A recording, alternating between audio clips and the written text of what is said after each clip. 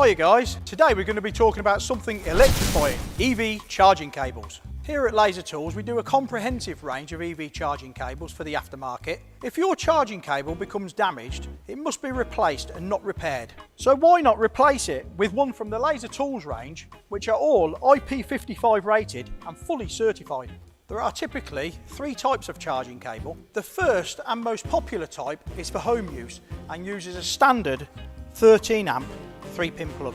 The second type are for public fast charging use. These use a 32 amp 3-phase type plug and are popular on high performance cars like Porsche, Audi and Jaguar, as well as the very latest EV models.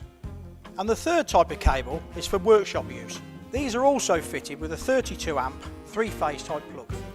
Also in the range we have two extension cables which come in a 5-metre length and are available with either a single or a 3-phase type plugs. All cables come complete with their very own carry bag for ease of storage. For more information and part numbers, why not download our new hybrid and electric vehicle brochure from our website.